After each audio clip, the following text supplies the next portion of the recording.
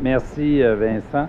Je veux saluer à nouveau mes collègues qui sont avec nous aujourd'hui. Julie Boulay va prendre la parole dans quelques instants, également Michel Courchaine, pour parler de l'annonce d'aujourd'hui. Également mes collègues de l'Assemblée nationale, Alain Paquette, Vincent Auclair, qui vient tout juste de vous parler, Guy Ouellette, Francine Charbonneau également, qui sont avec nous.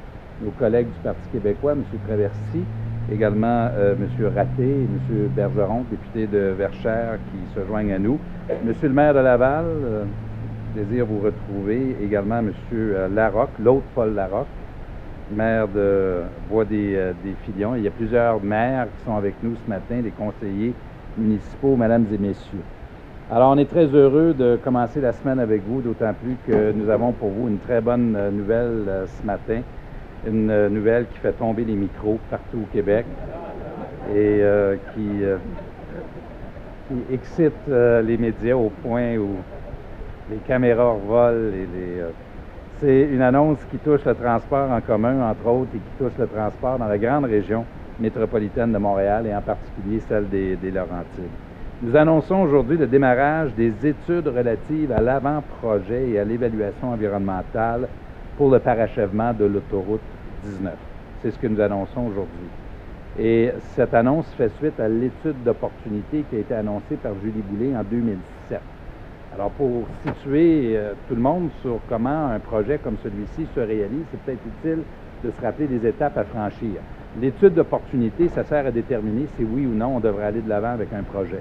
Alors, l'étude d'opportunité nous amène sur le terrain pour aller voir la fluidité de la circulation, les questions de développement socio-économique, les questions de sécurité et les questions de transport en commun.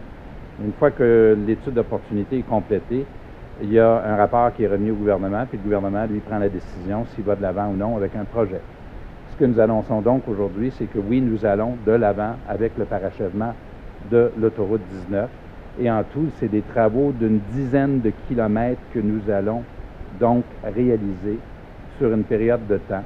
Et c'est des travaux qui vont tourner autour de 310 à 320 millions de dollars. Ce montant-là est à déterminer avec l'avant-projet et l'étude environnementale. Alors, attention, on vous donne des dollars là, au conditionnel, parce qu'il faut, surtout dans un milieu où il y a beaucoup de densité urbaine, là, il faut être prudent avec ça. Il faut s'assurer que sur le terrain, on puisse mesurer correctement le prix des travaux.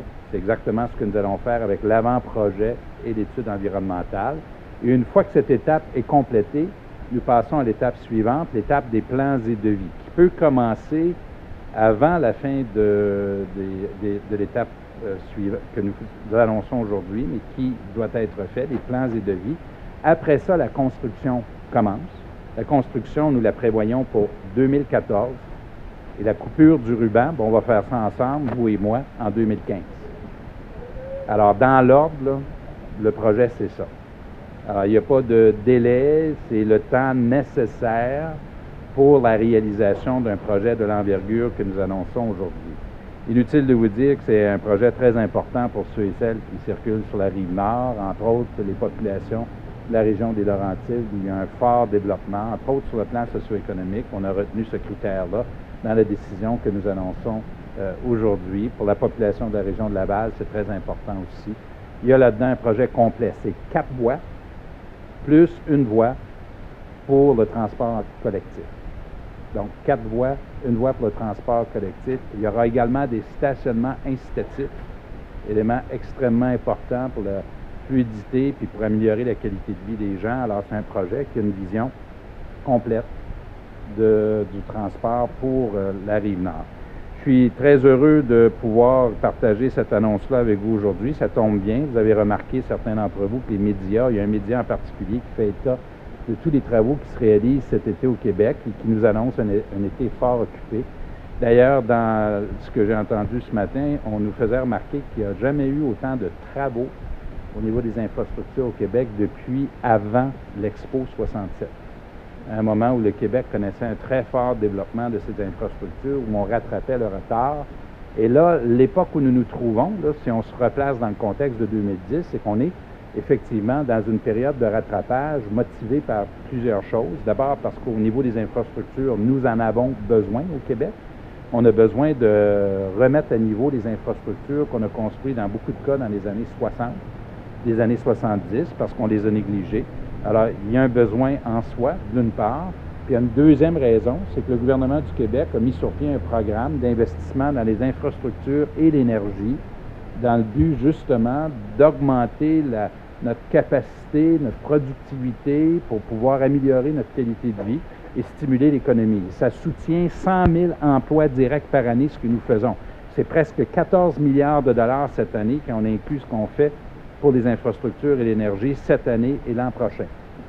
Et ça explique pourquoi le Québec, sur le plan économique, s'en sort mieux que partout ailleurs sur la planète.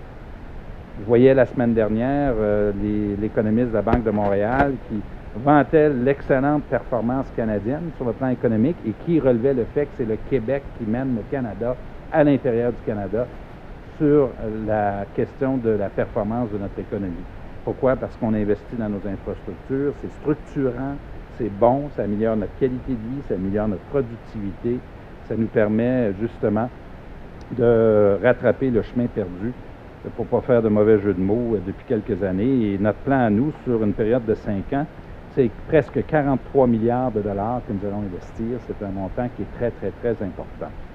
Alors, mesdames et messieurs, je suis très heureux de vous annoncer donc cette décision du gouvernement du Québec du parachèvement et de dire à tous ceux et celles qui habitent la région que oui, il faut être patient.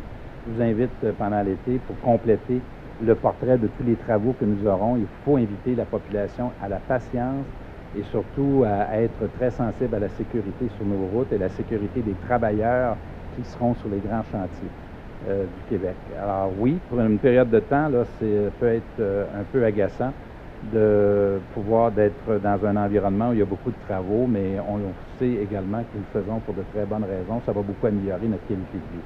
Alors, mesdames et messieurs, merci beaucoup et au plaisir de venir inaugurer avec vous, personnellement, en 2015.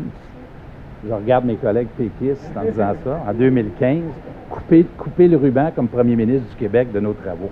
Merci.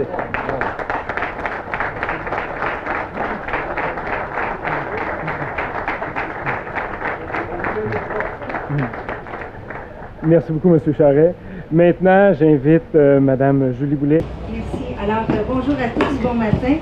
Alors, Monsieur le Premier ministre, ma collègue Michel, chers collègues Alain, Vincent, Guy et Francine, permettez-moi de saluer également les collègues de l'opposition. Je voudrais saluer M. le maire Vaillancourt, alors M. le maire Vaillancourt et M. le maire Larocque. Alors, on s'était parlé, j'avais annoncé avec vous il y a quelques années l'étude d'opportunité. Alors aujourd'hui, on peut dire mission accomplie, Monsieur le maire, on est en mesure de livrer la marchandise. Alors, je suis très heureuse ce matin d'être présente en compagnie du Premier ministre pour l'annonce de l'avant-projet et l'étude de l'évaluation environnementale pour le parachèvement de l'autoroute 19. Vous savez, c'est un projet qui est attendu depuis fort longtemps par la région. C'est également un projet qui va nous permettre de régler un problème de congestion important dans la région. Alors, une congestion qui persiste, qui dure et qui s'amplifie. Parce que vous savez, vous avez une région qui connaît une croissance démographique exceptionnelle au Québec. Donc, cette congestion-là, elle est très importante.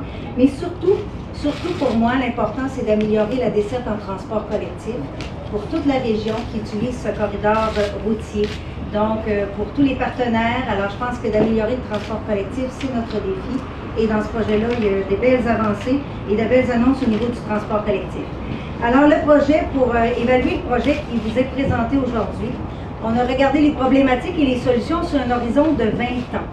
Donc, vous savez que votre région connaît une croissance démographique, donc on a projeté jusqu'en 2026 pour voir quels seront les véhicules, le débit journalier des véhicules qui circuleront sur cette autoroute pour pouvoir planifier le projet et évaluer la capacité autoroutière.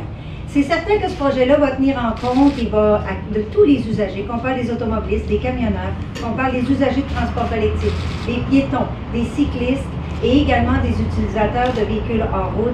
Alors, il y aura des préoccupations et des solutions pour l'ensemble des usagers de cette autoroute. Alors, l'avant-projet, ce qu'il va faire, il va nous permettre de préciser des